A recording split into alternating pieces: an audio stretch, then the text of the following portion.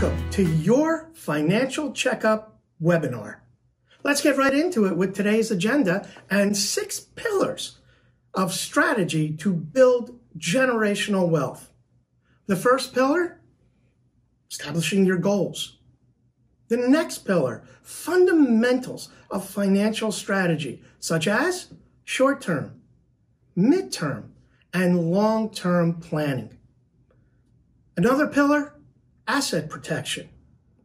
And yet, we're going to reveal a secret as a bonus to show you how you will never run out of money during your retirement.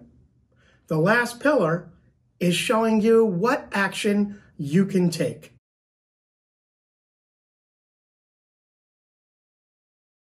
Every one of us has our own unique dreams and goals. I mean, maybe it's a new car. Maybe it's a trip to Italy or Tuscany.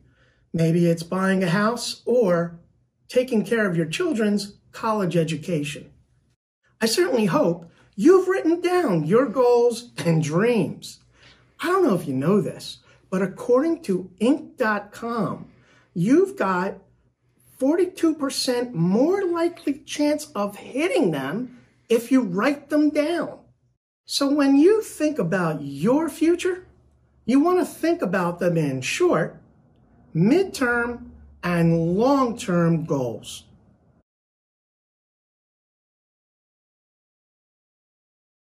First, short-term goals. Now through the next 3 years. Create a budget, stick to it. Have an emergency fund and opportunity fund. We all know about the pandemic.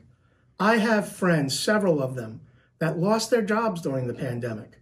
And unfortunately, some of them didn't have an emergency or opportunity savings fund and are still struggling on how to pay their mortgage and just their everyday bills, while others did have savings that they were able to use and not have to worry about how their bills, mortgages, or rents were going to be paid.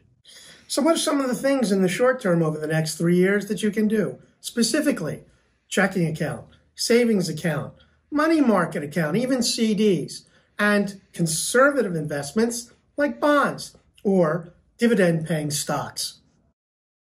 Your midterm planning, 3 to 10 years. Traveling, sending children to college, maybe even starting a business, as so many have in just the last year or so. Or, like my own daughters and son-in-laws, saved, bought a house, and like so many, are now enjoying their own home. So what are some of the things over the next 3 to 10 years, your midterm, that you can do? Well, first of all, there's moderate investments, passive investing or actively managed accounts, cash value life insurance, and specific annuities. Your long-term planning. Now, think of yourselves. Think of people you know who did a great job planning for their retirement. And now think of those people who you know who didn't.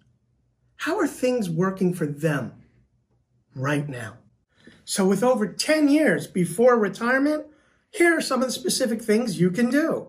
For one thing, if it's possible, with a pension, a 401k, a 403b, or 457 type of plan, of course, either a traditional or Roth IRA, specific annuities, cash value, whole life insurance as an income, and Social Security.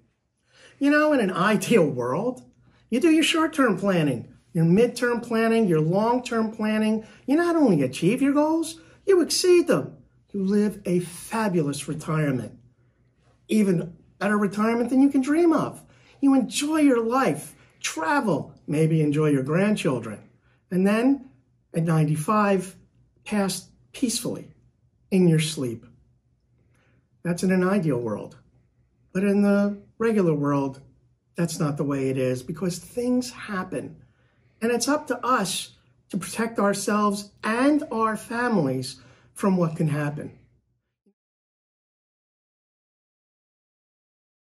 You know, early on in my career, which is almost 30 years ago, I met a young man and his wife who were my dry cleaner at the time.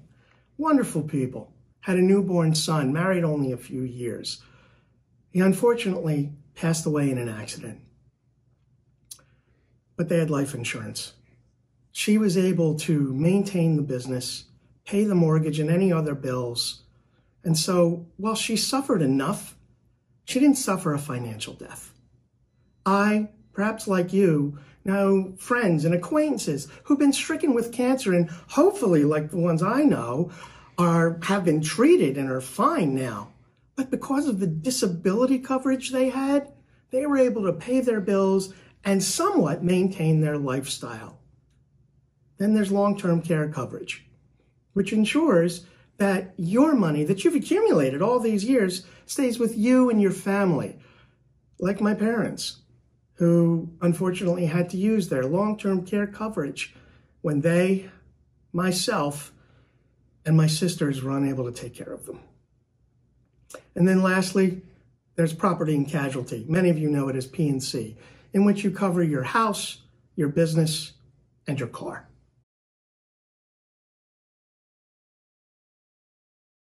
So now during the agenda, I told you as a bonus, we're going to unveil a secret. And that secret is, what is the most common thing or reason so many people run out of money during retirement? Are you ready to learn why? So the secret is, the rules for accumulating money are different, very different than the rules for distributing money. Let's explore why. You know, the risk of receiving lower or even negative returns early in a period when you are taking withdrawals from your portfolio is known as sequence of return risk. And if you're taking withdrawals from your portfolio, the order of that sequence of the returns can significantly impact your portfolio's overall value. So let's look at the accumulation phase. You know, when you're 35, 45, even 55, and you have a down year, even a bad down year, remember 2008, you go, I've got a little time before I retire. So it doesn't necessarily bother you that much. But in the accumulation phase, if you look at the left side, you'll notice that the first 2 years are negative, like I was just alluding to. Whereas on the right side, the first 2 years are positive and the last couple of years are negative. And yet, we start out with $2 million. We end up with the same $8,136,000 and change, and an average of 11.31%.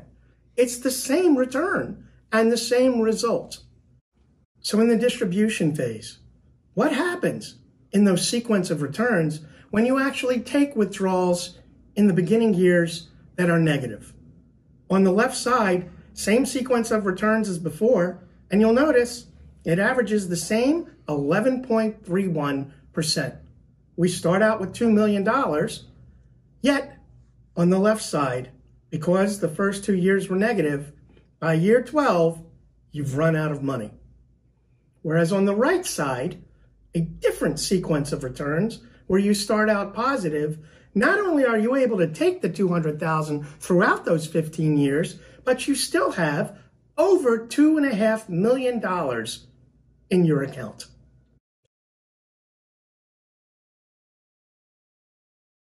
The solution is something called a volatility buffer.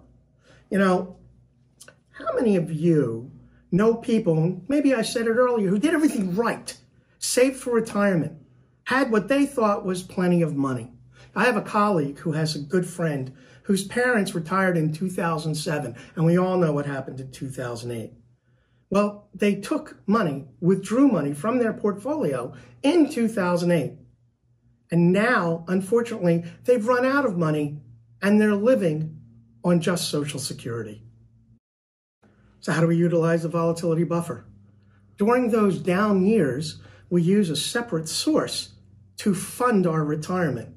And you'll notice in this example, during those 4 down years, using that separate source, protecting our portfolio, not only are they able to maintain and continue earning $200,000 a year in their retirement income, but at the end, they still have over $2.1 million in their portfolio by utilizing a volatility buffer. So let's recap. Well, we talked about your goals and dreams, always a lot of fun. Your short-term planning, your midterm planning, and long-term planning. Asset protection that can help you plan for life's unexpected consequences.